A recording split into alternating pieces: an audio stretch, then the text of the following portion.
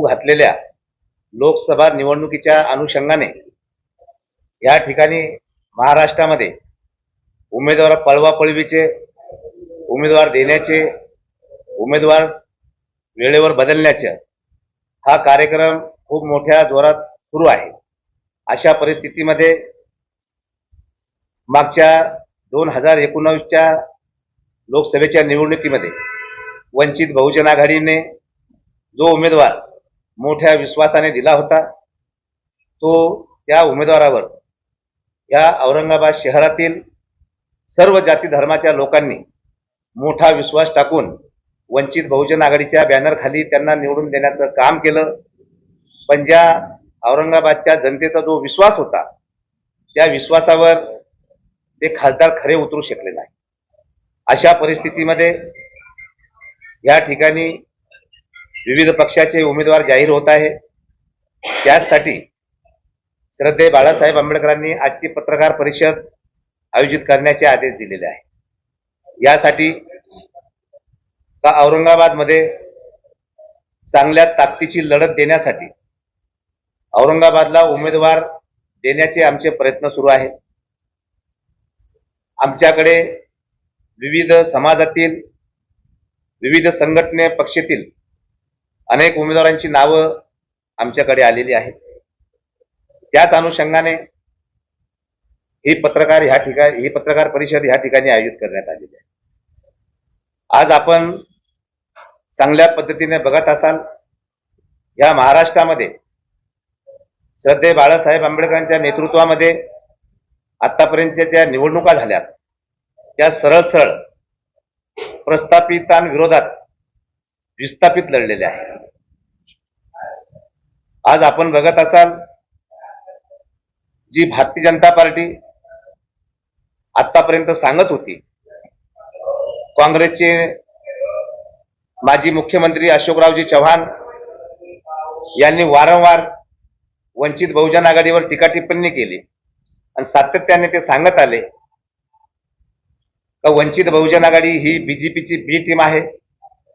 आज खऱ्या अर्थाने बीजेपीची खरी बी टीम कोण आहे हे जनतेच्या समोर आलेलं आहे। त्याच पद्धतीने वंचित बहुजन आघाडी या औरंगाबादच्या लोकसभे निवडणुकीमध्ये चांगल्या ताकदीचा, सुस्वच्छ आणि जनतेचे मन जिंकणारा अशा पद्धतीचा ह्या ठिकाणी उमेदवार देण्याचं वंचित बहुजन आघाडी काम करणार आहे।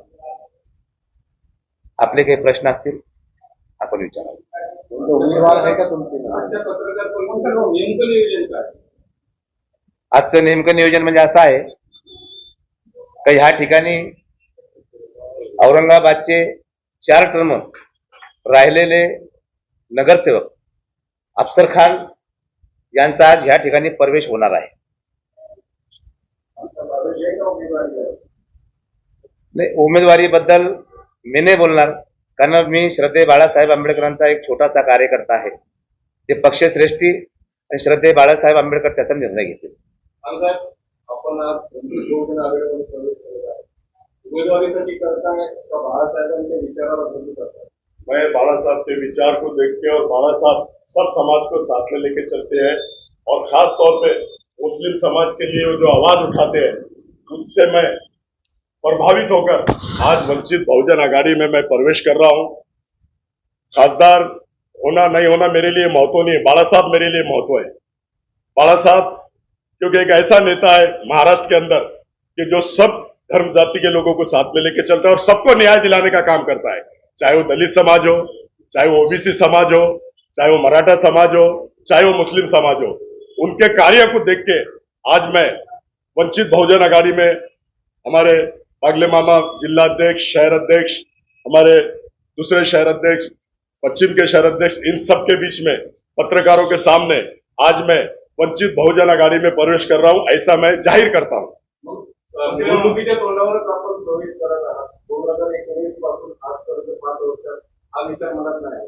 देखो, अभी शहर के अंदर, महाराष्ट्र के अंदर, पूरे देश के अंदर कोई लोग कहां जा रहे, कोई लोग कहां जा रहे, लेकिन मैं प्रकाश अंबेडकर साहब के कार्य को देख के, काम को देख के आज मैंने निर्णय लिया है कि मैं वंचित बहुजन आघाड़ी का दामन थामूंगा, बाला साहब का दामन थामूंगा और मैं बाला साहब के बताए हुए काम करता रहूंगा। जो भी वो काम बताएंगे बाला साहब उस काम को मैं अंजाम दूंगा। मेरी लालच खासदार होना या आमदार होना नहीं है। जो न्याय देने का काम कर रहा है उस शख्स के साथ मैं जुड़ना चाह रहा हूं और मैं वो भावना से जुड़ रहा हूं उनके साथ। उम्मीदवारी के लिए आपको ये मैं बोल नहीं सकता ना। अभी हमारे जिला अध्यक्ष जिनके हाथ में मैं प्रवेश कर रहा हूं, शहर अध्यक्ष, पश्चिम के अध्यक्ष, वो नहीं बोल सकते, तो मैं क्या बोल सकता हूं? मैं तो एक छोटा सा कार्यकर्ता हूं।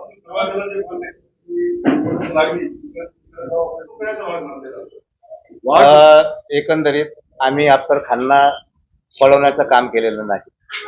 आत्ताच ते बोलले, श्रद्धेय बाळासाहेब आंबेडकरांची जी विचारधारा आहे, श्रद्धेय बाळासाहेब आंबेडकरांनी ह्या महाराष्ट्रामध्ये अनेक वेळी विविध प्रश्नावर लढण्याचं काम ह्या ठिकाणी श्रद्धेय बाळासाहेब आंबेडकरांनी केलेलं आहे.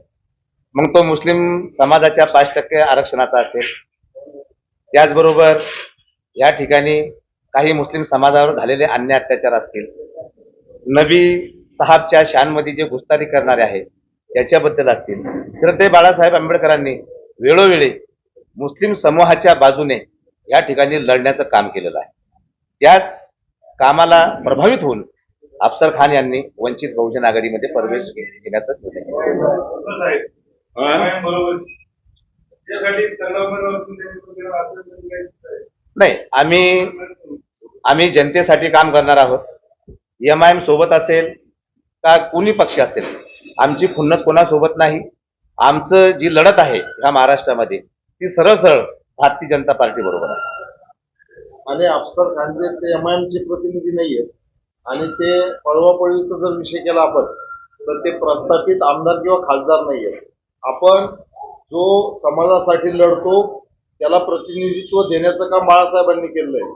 नगरसेवकाची भूमिका, विरोधी पक्ष नेत्याची भूमिका अफसर खान यांनी मांडलेली आहे. एखाद्या छोट्या समूहामध्ये जर माणूस, आता किराडपुऱ्याच्या दंगलचा विषय जर घेतला, लिडिंग रोल मध्ये त्यांनीच काम केलंय आणि असा माणूस हा जो समाजाचं प्रतिनिधी करू शकतो त्याला संधी मिळाली पाहिजे, ही बाळासाहेबांची भूमिका आहे. अगर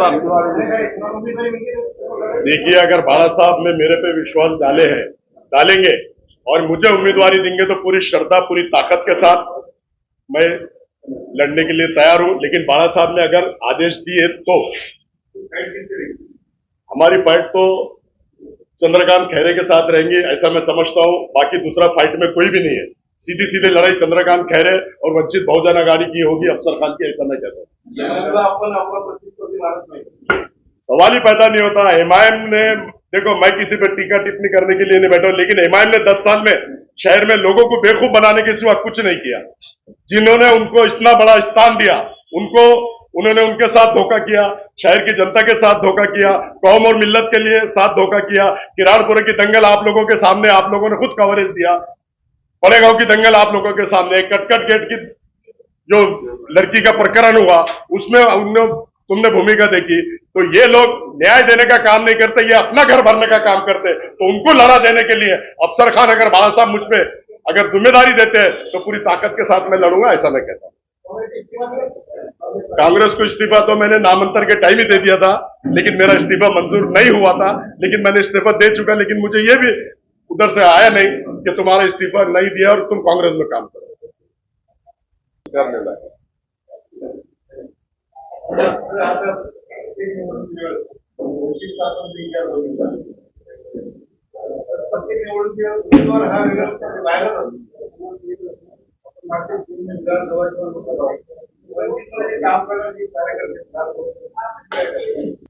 नाही, हे बघा, ऐका,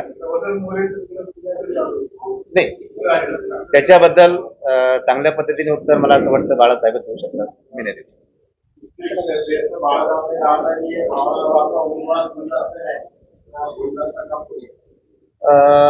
अगर आप सबने अगर दुआ किए, अगर ऊपर वाले ने चाहा तो वो गुलदस्ते में से बहुत ही जल्द से जल्द बाहर आएंगे. नहीं, आज फक्त प्रवेश आहे.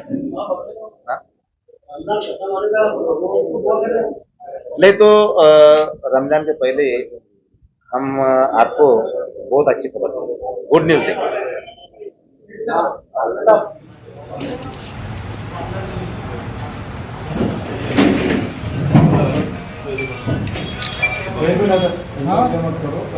हो गया बोलो तुम लोग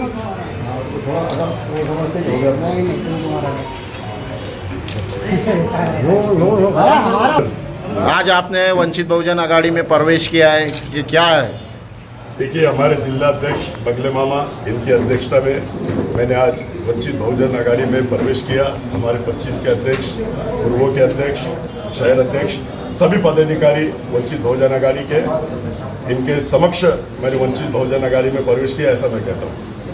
क्या लोकसभा इलेक्शन का टिकट का है चांसेस? देखिए, लोकसभा लड़ना नहीं लड़ना ये हमारे सदर प्रकाश अंबेडकर साहब लेंगे। अगर वो मुझे उम्मीदवारी नहीं देते, किसी और को भी देते, तो पूरी ताकत और पूरी शिद्दत के साथ मैं काम करता हूँ। और मेरी शुरुआत भीमनगर भौसिंगपुरे से हुई थी। मैंने वहाँ से राजकारण शुरू किया। 95 से लेकर आज तक मैं शहर में सब समाज को साथ में लेकर चलता हूँ। सबसे ज़्यादा काम मैं मुस्लिम समाज और दलित समाज का करता हूँ। कॉरपोरेशन का भी इतिहास उठाकर देख लो, शहर में भी देख लो, जुल्म, अन्याय, अत्याचार के खिलाफ मेरी लड़ाई रहती है। और प्रकाश अंबेडकर साहब भी जुल्म, अन्याय, अत्याचार चाहे कोई भी समाज का हो, जिसमें होता है, बाला साहब हमेशा आवाज उठाते हैं। उनके आवाज में आवाज मिलाने के लिए मैं एक छोटा सा कार्य करता हूं, लेकिन उनके काम से मैं प्रभावित होकर आज मैं वंचित बहुजन आघाड़ी में प्रवेश किया, ऐसा मैं कहता हूं।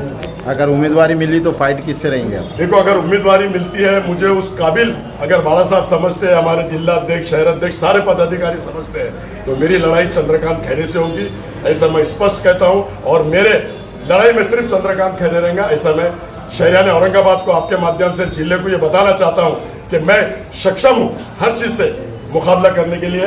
बाला साहब का सिपाही बन गए हो आज, और बाला साहब ने जो आदेश दिया उसका पालन करूंगा। आपके माध्यम से सारे शहर, सारे जिले, मराठवाड़े और महाराष्ट्र को मैं गवाही देता हूँ। आइए जाइए।